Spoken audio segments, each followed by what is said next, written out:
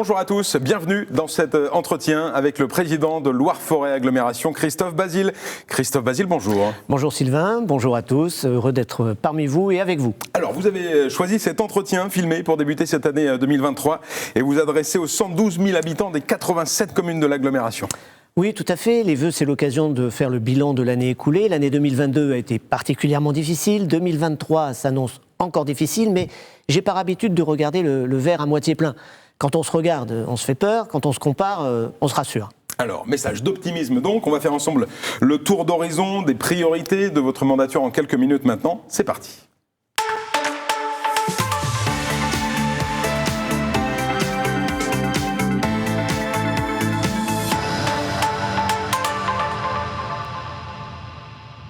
Et pour débuter, une priorité, c'est l'économie. Christophe Bazile, qu'avez-vous fait ? L'économie et l'emploi, Sylvain. C'est fondamental sur notre territoire que les gens qui habitent sur notre territoire puissent y travailler. Cela évite des mobilités vers le sud de notre département. De nombreux chantiers sont en cours et nous sommes à la manœuvre sur le schéma d'accueil des entreprises. Le schéma d'accueil des entreprises, c'est essayer d'anticiper les besoins des entreprises pour qu'elles puissent s'y installer le plus facilement possible, tant le temps de l'administration n'est pas forcément le temps de l'entreprise. Il y a un décalage et nous devons anticiper. Ce schéma d'accueil des entreprises montre 22 sites prioritaires. Nous avons eu 21 projets d'implantation, 20 hectares commercialisés entre 2021 et 2022. Notre territoire est attractif et ça se voit. Il faut faire attention à la sobriété foncière aujourd'hui ? Alors c'est l'équilibre qu'il faut trouver entre le développement économique, entre autres, et la sobriété et la consommation d'espaces agricoles, naturels et forestiers. C'est la raison pour laquelle on a postulé un appel à projet national et on a été retenu, territoire pilote de sobriété foncière, donc on est au travail, offrir du foncier à nos entreprises, tout en évitant de trop consommer d'espace. Alors, aider les entreprises, c'est aussi soutenir l'investissement. C'est avoir cette capacité, oui, d'investir fortement. C'est plus de 50 millions par an qui sont investis sur la forêt agglomération. Le plus gros projet du mandat est sur Saint-Just-Saint-Rambert avec la piscine Petit Bois où on investit 13 millions d'euros. Cette piscine était littéralement énergivore, c'était une passoire énergétique et c'est une façon aussi finalement d'investir pour faire des économies. Mais si l'investissement est là, il y a du travail pour les entreprises et donc de l'emploi. Le tourisme, un secteur très important également en Loire-Forez. Oui, on a investi au col de la Loge. D'ailleurs, j'invite tout le monde à aller se promener là-haut. C'est très chouette. À toute saison. À toute saison. Et nous avons été retenus au plan Avenir Montagne. Donc là aussi, l'État nous aide à investir. Nous devons saisir ces opportunités. Voilà pour la partie économie-emploi. On passe à la deuxième priorité.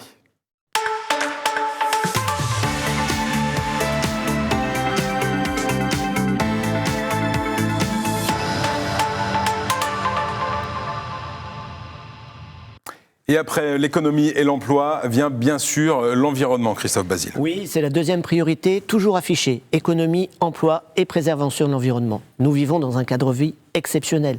Nous sommes bien à Loire-Forez Agglomération. On est bien partout, mais principalement à Loire-Forez Agglomération. Et nous avons dû faire un atlas de la biodiversité communale. C'est-à-dire qu'on essaye de mieux connaître le monde qui nous entoure. Et mieux le connaître, c'est finalement mieux le protéger. On a inscrit dans un plan climat air-énergie territorial. Ça permet d'avoir des diagnostics territoriaux et d'avoir des actions pour préserver l'environnement au plus juste et taper au plus juste de ce qu'il faut.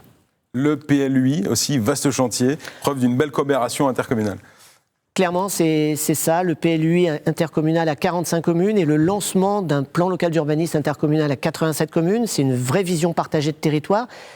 Je pense que ça va nécessiter des discussions un peu houleuses entre collègues par moment, mais n'empêche qu'on va partager une vision de territoire et c'est très important dans le monde dans lequel on vit aujourd'hui. Préserver l'environnement, c'est aussi s'intéresser à l'eau. On l'a vu cet été, on le voit encore chaque mois. C'est un vrai sujet majeur. On l'a vu bien évidemment avec la sécheresse qui a été exceptionnelle, mais qui ne sera pas exceptionnelle chaque année. Je crains malheureusement que ça se répète. L'eau, aujourd'hui, qui peut croire qu'une commune toute seule ou un syndicat tout seul puisse gérer la ressource en eau ? C'est juste pas possible. Donc d'avoir cette compétence à l'échelle de Loire-Forez va permettre de sécuriser un petit peu à la fois la ressource et la distribution. Les déchets, un autre enjeu majeur. Comment dire à nos enfants aujourd'hui que l'homme continue d'enfouir ses déchets ? Non, nous devons diminuer la production des déchets, nous devions mieux trier. Et puis un troisième enjeu qui est la sobriété énergétique. On voit bien qu'aujourd'hui, sans électricité, il ne se passe pas grand-chose, c'est même une véritable catastrophe. Donc la meilleure énergie, c'est celle qu'on ne consomme pas et le plan de sobriété va être très important à l'avenir. Comment est-ce que vous gérez à Loire-Forez cette succession de crises que nous vivons ? On essaye de remettre de l'humain presque partout. Typiquement, nous devons, par exemple, être sobres dans nos déplacements. Mais pour être sobres dans nos déplacements, faut-il encore habiter pas trop loin de l'endroit où on travaille ? On parlait tout à l'heure du schéma d'accueil des entreprises, ça en fait partie. Pour l'habitat, nous devons aider nos propriétaires à pouvoir mieux s'isoler, moins gaspiller. C'est le programme local de l'habitat. C'est 2 millions d'euros par an apportés à l'habitant pour qu'il puisse mieux s'isoler. Alors, en période de crise, le moral n'est pas forcément bon, on parle d'isolement, et c'est important d'avoir des services publics de proximité. Oui, pendant des années, il y a eu véritablement une désertification du milieu rural. Eh bien, Loire-Forêt a recréé 6 sites de France Service, 50% financés par l'État, 50% financés par Loire-Forêt Agglomération. C'est une vraie réussite. Ils sont stratégiquement dispatchés sur le territoire et ça fonctionne bien. Le taux de fréquentation est très important. On a également le réseau culturel. Quoi de mieux que la culture pour recréer de la cohésion sociale? Donc là encore, je prends mes chiffres, 56 bibliothèques, 3 médiathèques, 3 ludothèques, un ludobus, 300 000 documents accessibles dans le réseau Copernic, qui est une vraie chance sur Loire-Forêt. Et puis 2 pépites dont il faut parler absolument aujourd'hui. Le château de Goutelas, qui est un centre culturel de rencontre, et puis le musée de Servières ou le musée des Grenadières, pour qui on a une belle ambition à l'avenir. Christophe Bazile, parlez-nous à présent de votre approche en matière de gouvernance et d'organisation interne, de lien avec les communes. Un maître mot, la mutualisation. Essayer de faire ensemble mieux que quand on est tout seul. Donc Loire-Forêt s'y emploie et on a un schéma de mutualisation qui est très avancé. Et puis notre organisation spatiale avec nos délégués de secteur qui sont en direct avec nos communes, avec nos élus communaux, qui nous font remonter toutes les demandes et qui sont la porte d'entrée du fonds de soutien aux communes de 3 millions d'euros. 3 millions d'euros d'aide directe aux communes pour leurs projets, pour l'investissement. C'est inédit, ça a été réalisé avec les économies que nous avons réalisées au début de mandat.